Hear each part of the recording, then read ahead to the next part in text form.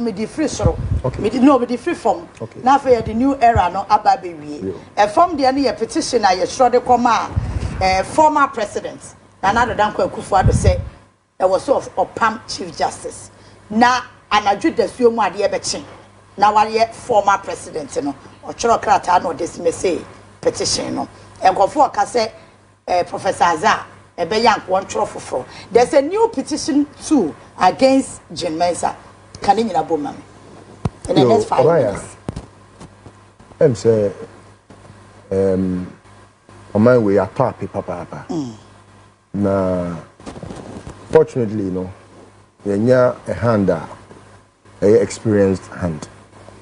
And for the first time in the history of Ghana, you're mampenia wakwa sebi sanko fenti wasa baby na Elioma Akufo-Addo asen wo man mu ha no edoso papa na de ya pa wase no the judiciary sebi ene obia ni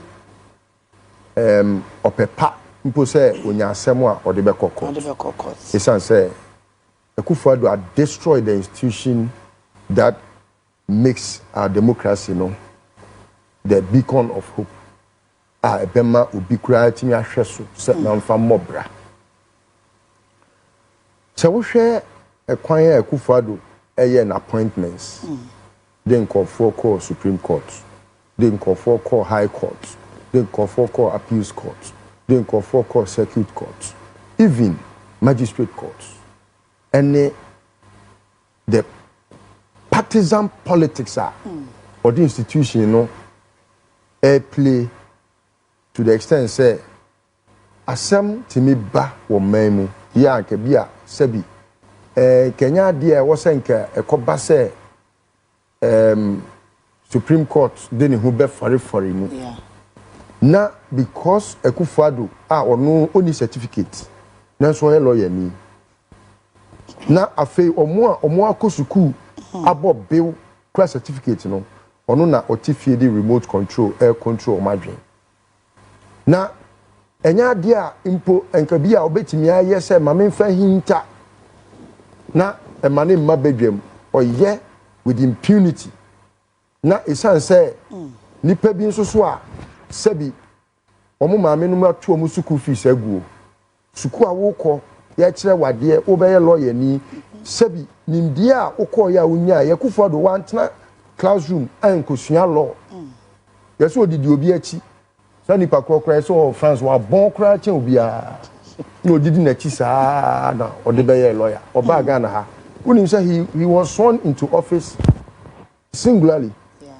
He wasn't part of the many that was sworn into the court to the bar.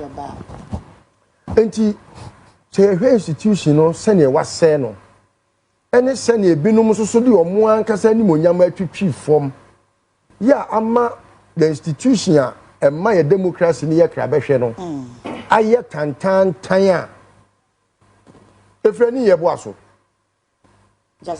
yes I make us a justice I mean to me because I don't you see every word has a meaning. He is an injustice person. So much of injustice. And so you cannot call him justice when he's injustice.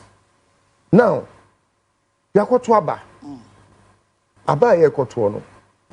Obian him say they are answerable to the people of this country. Aye Jean Mensah. Yeah. Jean Mensah kuntebu a de baba 2 bedroom no.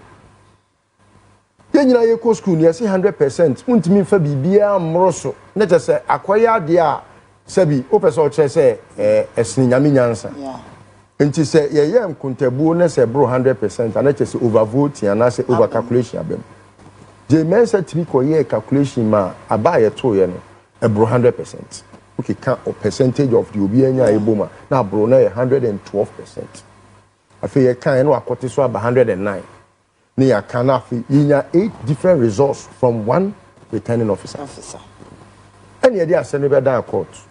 Your mama somebody call court no chachu onimnyansa chen judge fo na omuti wonyina nim wonimdie chen wo munyina sanse wo munyina krampo no o ma fa ne nsem wontitie mu including ani yebo a na omotimi aba be di asem say nipa na ono no enye se bi oni Charles Mensah e bi omo namu asem na yebusa wo yeah enye omo bedroom say Jean Mensah wo wake dodo ye sen na yebusa wo ade ani yebusa Jean Mensah ni say enkuntebu a wo di betu udwa no eni aba na ye to ye ni bo ebra enti bra na be kirekire mu eni ye bo ase Jean Mensah wo de ne ho enu nti no ontimi ntiatia ne fa ahudie so e ma ne ma magina bedwam e ma kire de abato ne koy me the ruling ko to me platform be so thank God and thank my sister, my late sister Georgette de Jaba. May I pay homage to her because in fear me no achi mu se ya na obe wuto me so organa Yankopon fa ne crazy otiko Jaba nu apemi no na what the matter platform be a judge for kuku dam omo UK any US and e bi wo Europe omo platform so to me pay judgment na be koto so. The first comment after about 2 hours, everybody say, this is nauseating. Judge knew, this is nauseating. Say, Obi or your public servant, when you answerable to the people of this country, or no, what managing your elections are. Then what else? Because who judge in the crowd, what you want, you answerable to us. And President Kufuor, any sa or no cronies, no. Sebio, omuye the bootlickers no.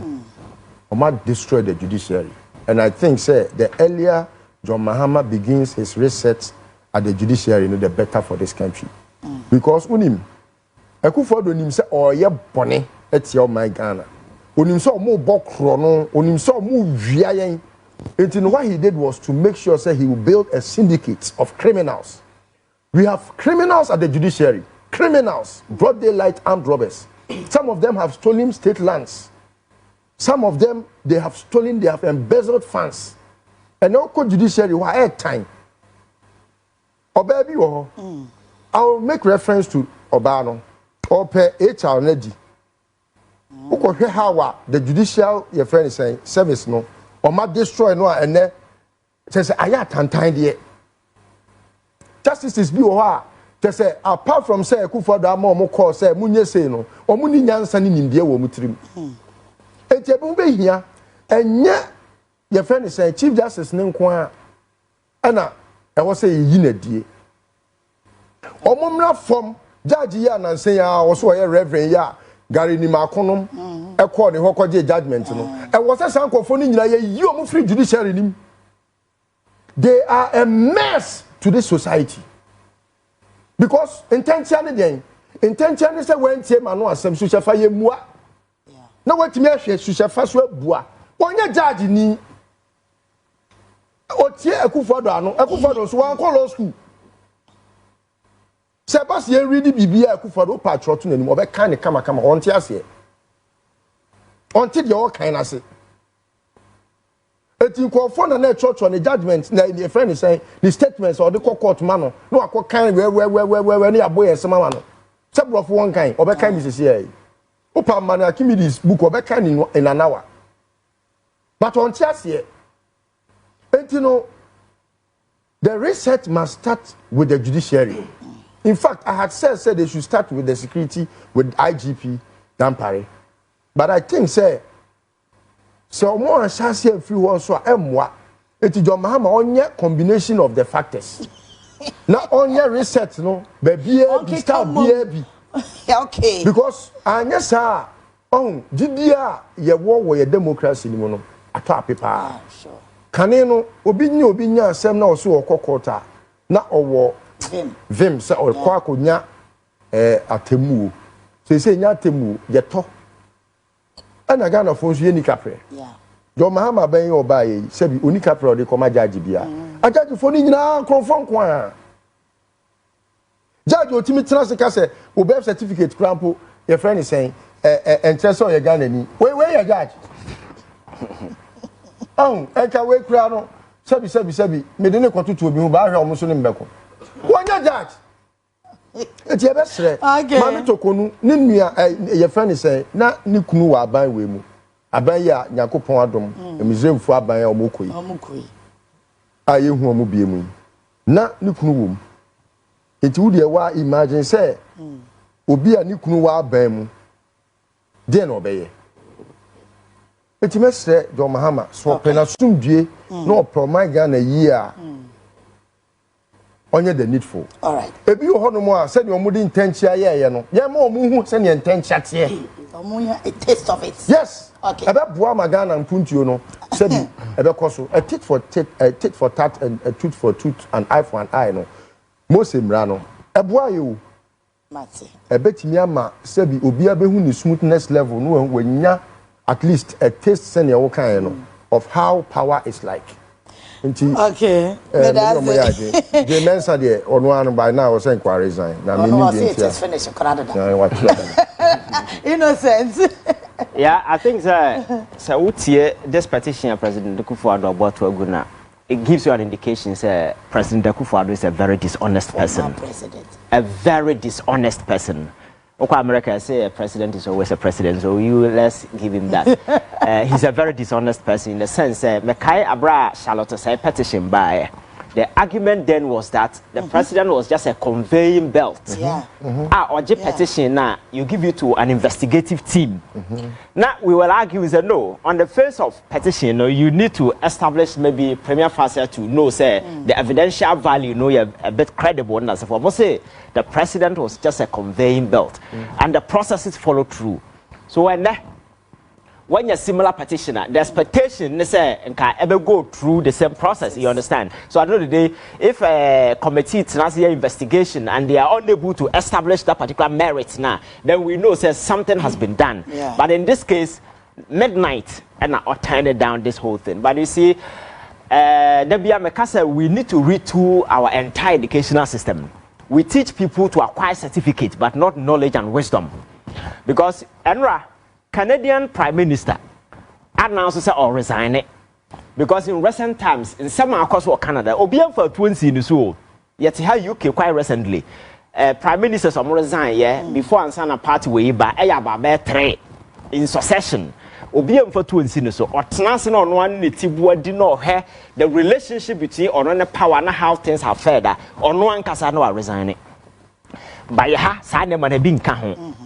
Among for a school senior, dear Bandim, the Indians and Kahuntino, the idea of values, principle, and actors, and can't ye this year. And in the pardon, the best CBR on Faho Batanase.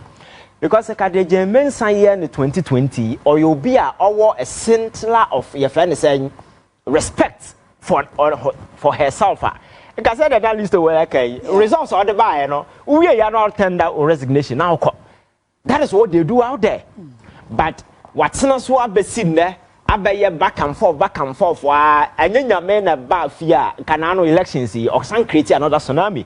Because I remember Umiabaso say, or you're there for his early concession. There are a lot of people with different interpretations, but from where I stand, I think that he did well. Because Sunday, do not tension, cookie. People were planning to go to the streets. Now, Jean Mensah can figure Bia Momo baby until Baumia came out with that particular thing.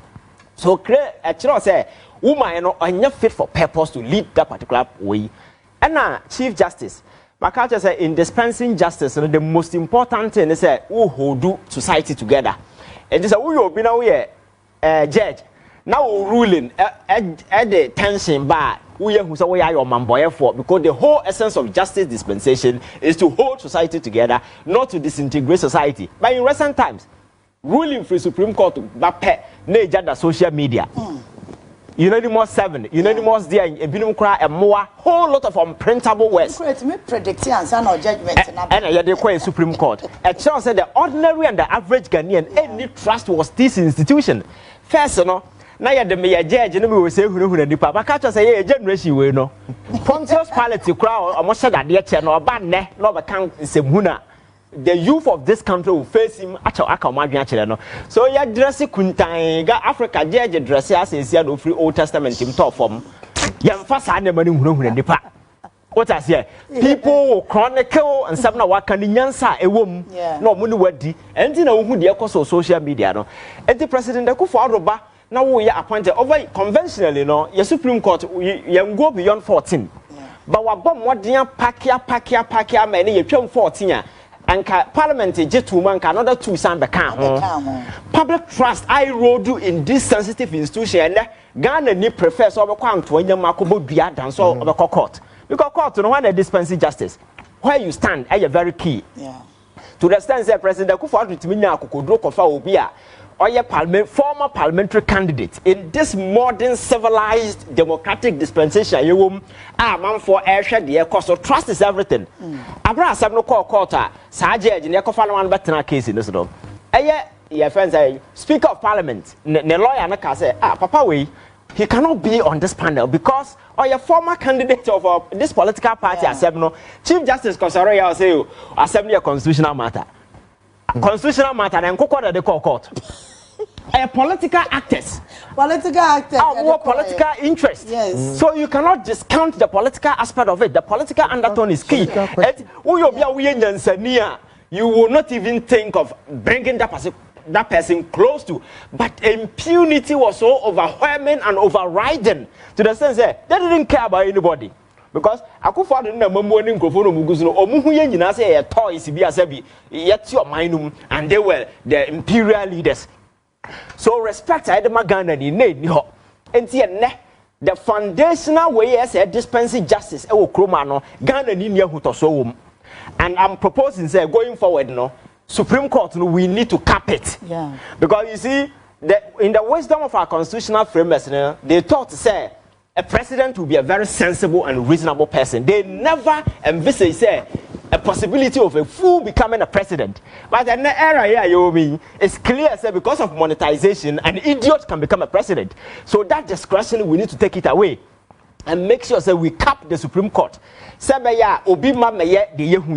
Because young cape near my way now has said galamsey campaign no masha siatisimu politics here. Makacha say ye near my house one day ever dance on a monkey and a Tiflaster house. Oh dear, so if you are not careful, that is why we need to use the law to cap some of these sensitive institutions. A possible person like Akufo-Addo will not come and dent the credibility of our institution. And all the state institutions in the Obian who betimi akasa ye credible and electoral commission your friend saying Supreme Court your friend saying even the military today go to the police then as for them there is no single institution but Obama by catch and say Ghana a democracy no in the foundation institutions nipa na ye over the years men who distinguish themselves with integrity and we are just say they be fighting for this country. Don't believe. Look at the way the President Akufo-Addo tono twene Martin Namidu was appointed as a special prosecutor. He came out and said the president is the mother serpent of corruption. Or the way he was say because he had no interest fighting corruption. Since the issue by Koko saying. So clearly say Papa no buy na maso be bo man. Oba said to have his way. And that is why or share that these sensitive institutions breaking time has come for us to rebuild this institution and rebuilding this institution and as at our Mel's concept it cannot play out in this time because there are two things you cannot do: show weakness or show mercy. But the very moment you show weakness, people will capitalize on your weakness and they will mess you up. When you show mercy, that is we need to tell people say the state unwavering in its resolve to deal with criminals. See now establishing that conventional red lines in the sun.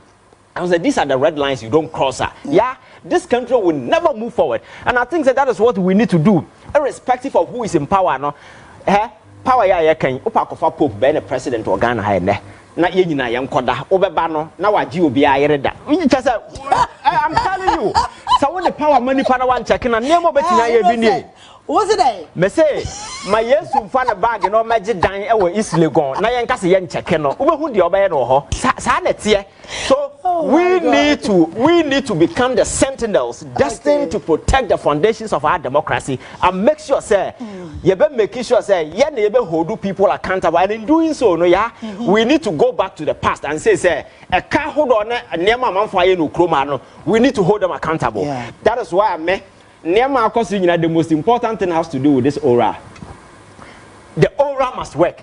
And might say a lot of argument because obviously illegal, obviously usurpation of power and authority. Okay, these people, okay, you remember, but you see some of these we know doesn't even make sense because since when a committee, here you find a power of way to way.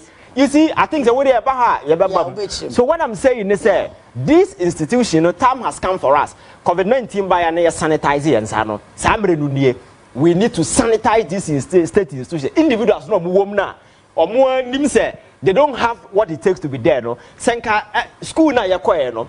That acts values, principles, no woman, and one kasa will resign because never be higher bar one kasa now resign. But because they are not willing, no, we need to force them out because we cannot move to the next chapter in our democratic setup by going forward with these people because Omono have demonstrated clearly say the allegiance isn't to the people, isn't to the constitution and to the flag of this country, but to the puppet grandmaster and the party of moving by. And so we job in this country, they will continue to remain saboteurs. Nankaya Tikroma, Mamiti wa we Timiko, your friend is saying, Yoko. Who 2 years of crime, now a consistent you will see. No more boon, no my idea. Was it a one because no one expects so on yet serious, or you'll be in Sadian Cornova catch on some moments because you cannot erect somebody's effigy without the person's knowledge because I image.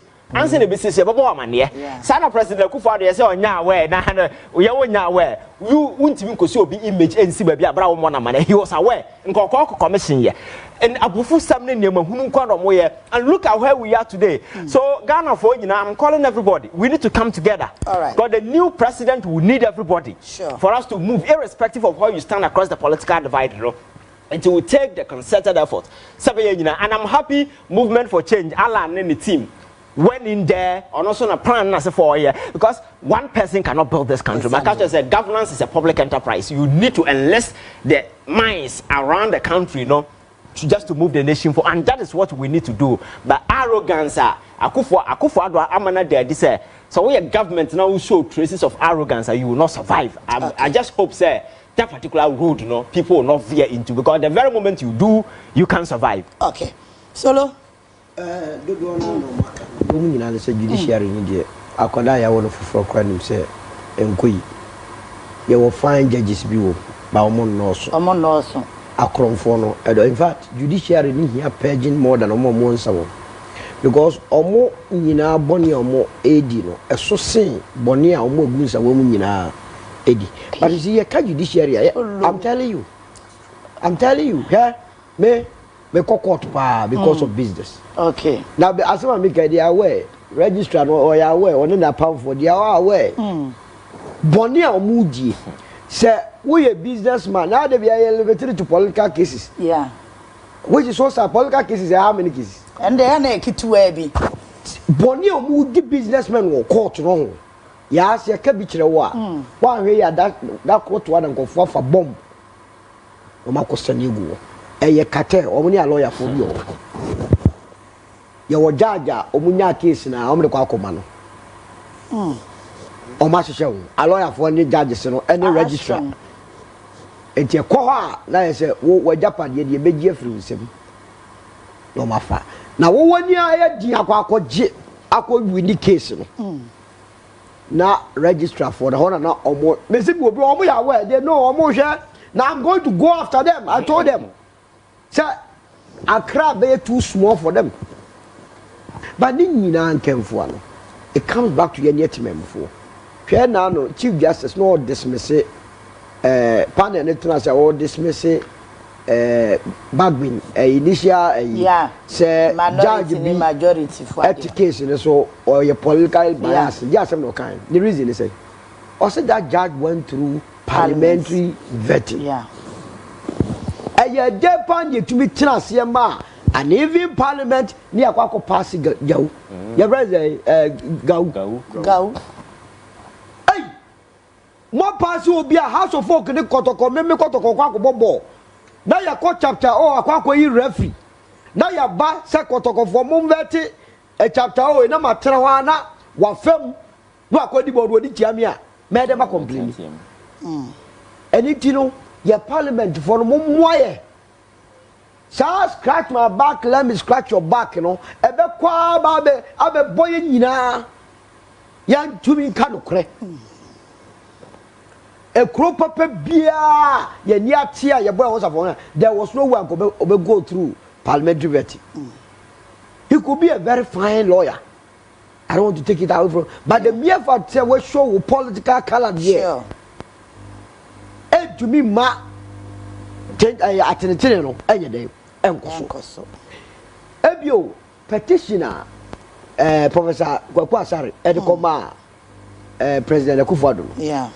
Before that, President Akufo-Addo nyina so or the dismiss ye nyina na say ade ne leak ko social media answer na saka because already na nyina ni spending more time say or they can say adentira wo the petition breme now no say you beti asem no in camera now woman ko social media on the 16th meanwhile wo the ade ne breme on the say triviality say munu go aga tribunal da kan fu ada papa di be die so and you know one crowd here also or sham random say punishment be ho a or say ni pana can you imagine really yeah is already go and read it by so dia bufuo ma we on wow one no mo bufu say ye liki ade no yeah that's so enyina so professor Kwakwasa ejina so na nya no kra no there are only two grounds about chief justice incompetence and behavior and ameboa yeah what true chief justice constitution that would di adwuma no e ka kire say you can only nominate in consultation with the judicial council no won go awole ta head what na so suggest enipa numdi enya ba ko judicial council ni enya we papa ya o petition Professor Kwakwasa Asari atro the petition mo say eduru mra uhia dansidie say mami wan consult to judicial council. Members of the Judicial Council are ready to come and testify. And it's your man Penny John Mahama or was the pa or was the share was over reset. Yeah. Not just say, oh, ma, sa, umobro tantania, sa umobro, and now umobro Jimmy. Because the old Yanis say, oh, my own say umobro. Okay, wrap it up. In terms of Jane Adokwe, the Miyama Titino. And from them say enche compensate mojo. Now or the reason. Oh no, so say it is finished. Now but teaching from him say or pese mojo on pese in the midst of the heat, you know. Now or the abana say must say ni din kura or pese mojo ya na boko. One apia hen de miama friend no. Say bra yen ya na communicate ma MPP. Ana ye de call say kokoye ma MPP wini abey. Ana Ghana for the mudi agroso try be huene Ablekumanov returning officer on was say after the minya bi obaya omo kwa hwe no nya sa mu chinu tum also anya bi ebo wo nya na one year returning officer ye bo returning officer onam groma na ade gintia returning officer officer da agudi also ade no ahun so mu wiewiem so you can be part of it mo ka ho anana mu wiem mo na mo hwe ye trainees ankofo ya na ye police station returning officers nya and edu de dia na wo nya no na me okay. Me na mo Ablekumanov. Heavy. What's me say? Okay, so love me that say.